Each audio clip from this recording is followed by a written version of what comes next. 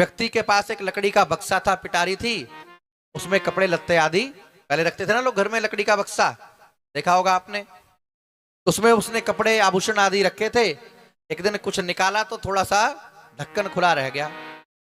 खुला ढक्कन पाकर के एक चूहा उसमें घुस गया, और चूहे की गंध पाकर के पीछे पीछे सांप भी उसी में चला गया। अब सांप ने चूहे को देखा, चूहे ने सांप को देखा। अब चूहे को देख करके सांप ने तो खूब जीभ लपलपाई, और चूहे के प्राण पखेरु उड़ने को तैयार। तब तक उस व्यक्ति ने देखा कि अरे ये बक्सा खुला कैसे है, अरे कोई चूहा घुस जाएगा, ढक्कन बंद। जैसे ही ढक्कन बंद हुआ तो सांप ने विचार किया, अब ढक्कन बंद, चूहे को खा भी लूं तो बाहर कैसे निकलूंगा।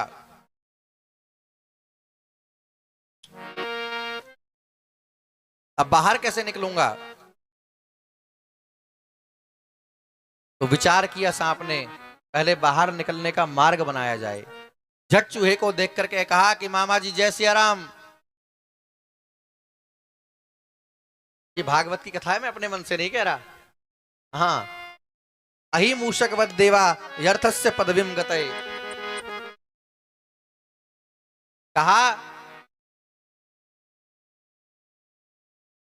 मामा जी जय सिया राम। चूहे ने कहा कि तू नया भांजा कहां से पैदा हो गया भाई, तुम सांप तो हमारे जन्म जन्म के शत्रु हो, हमें देखते ही निकल जाते हो। सांप ने कहा कि मामा जी आप नहीं जानते, अभी लगता है आप बहुत समय से यात्रा पर निकले हो, घर गए नहीं हो। चूहे ने कहा हम बाहर ही घूम रहे हैं, लौटे ही नहीं है। अरे अभी 2-4-6 दिन पहले एक मीटिंग हुई है, इमरजेंसी मीटिंग। उस मीटिंग में हमने एक बिल पास किया है। क्या बिल पास किया है? देखो, अब हम सांप चूहों को नहीं खाएंगे। क्यों नहीं खाएंगे? तो कहा कि हाउसिंग प्रॉब्लम है, बड़ी समस्या है घर मकान की। भाई घर मकान बनाते हैं आप लोग, बिल बनाते हैं, और हम लोग जाकर के तुम्हें खा करके उस बिल में रह जाते हैं। तब हमारी संख्या हो गई ज्यादा और आपकी संख्या हो गई कम, कारीगर कम हो गए तो मकान अब बन नहीं रहे। तो हमने विचार किया है कि अब समझौता कर लेते हैं, अब हम आपको नहीं खाएंगे। चूहे ने कहा कि वाह भांजे, ये तो बड़ी अच्छी खुशखबरी सुनाई तूने, बड़े गजब की बात सुनाई। सांप ने कहा मामा जी खुशखबरी तो ठीक है, पर ये बताओ यहां से बाहर कैसे जाएंगे। चूहे ने कहा कि देख बेटा अपने मामा का कमाल। झट से बक्सा कुतरना शुरू किया, एक छेद बड़ा सा बना दिया।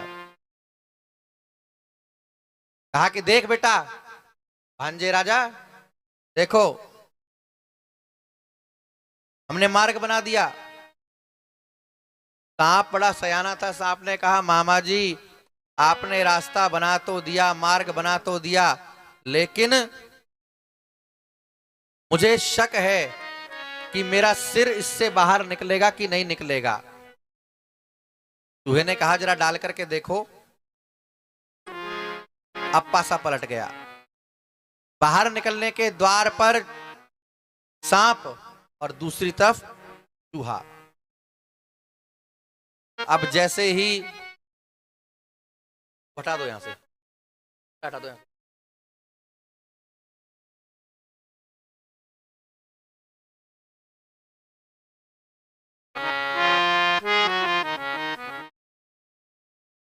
कहा कि अब सिर डाल करके उसमें देखो बाहर निकलते हो कि नहीं। बाहर निकलने के मार्ग पर सांप, दूसरी तरफ चूहा, और चूहे को देख करके सांप ने फिर जीभ लपलपाई, फन फुलाया। चूहे ने कहा अरे अरे अरे ये क्या कर रहा है, क्यों डराता है। अरे तूने तो कहा था कि तू मेरा भांजा है, अब खाएंगे नहीं, मीटिंग हुई है, बिल बनाए। तो बिल भी आजकल जैसा ही था वो, जहां इलेक्शन होगा वहां एजुकेटेड कोरोना नहीं जाएगा, जहां इलेक्शन नहीं है वहीं जाएगा।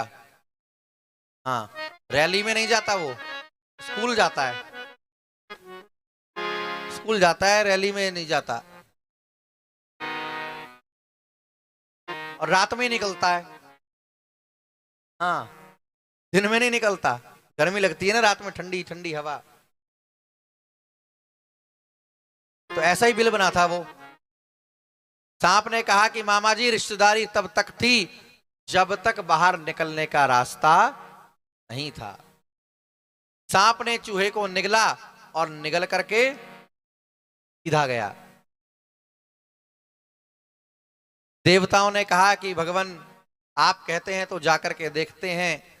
गए थे यम, इंद्र, वरुण, कुबेर देवता सब संधि करने के लिए, और संधि में निश्चित हुआ कि समुद्र मंथन करेंगे। समुद्र मंथन करने के लिए इकट्ठे हुए। मंदराचल पर्वत को भगवान ने स्थापित किया समुद्र के बीच में, और जब मंदराचल डूबने लगा समुद्र के गर्भ में, तब भगवान ने कच्छप अवतार लेकर के उसे अपनी पीठ पर धारण किया। बोलिए कच्छप देव भगवान की। समुद्र मंथन आरंभ हुआ, और समुद्र मंथन का आरंभ होने पर सबसे पहले हलाहल विष निकला, से भगवान शंकर ने पिया। नाम प्रभाव जान शिवनी को, कालकूट फल दीन अमी को। उसके बाद फिर मंथन शुरू हुआ, अनेक रत्न प्राप्त हुए। लक्ष्मी जी का भी उसी में से प्राकट्य हुआ। कार्तिक अमावस्या के दिन प्रातः काल की बेला में पंचगाव समुत्पन्ना, सुबह के समय में 5 गौओं की उत्पत्ति हुई। ऐरावत हाथी निकला, उच्चश्रवा घोड़ा निकला, वारुणी मदिरा निकली, कल्प वृक्ष निकला। लक्ष्मी जी प्रकट हुई जिन्होंने नारायण का वर्ण किया, और सबसे अंत में भगवान धन्वंतरी बन करके अमृत का कलश लेकर के प्रकट हुए। बोलिए धन्वंतरी भगवान की जय।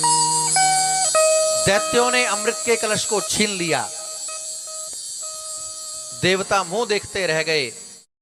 तब अमृत के कलश की रक्षा करने के लिए भगवान मोहिनी बन करके आए, और दैत्यों से अमृत लेकर के देवताओं को पिलाया। इन्हीं दैत्यों में से एक दैत्य था जिसका नाम था स्वरभानु। जब भगवान मोहिनी बन करके अमृत पिला रहे थे, तो ये सूर्य और चंद्रमा के बीच में जाके बैठ गया।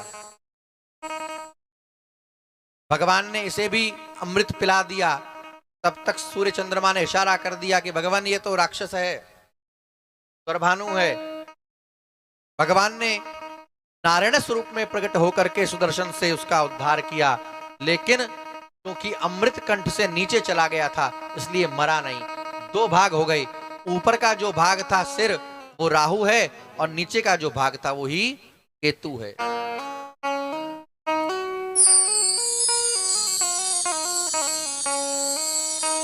अमृत पी करके देवता तृप्त हुए, और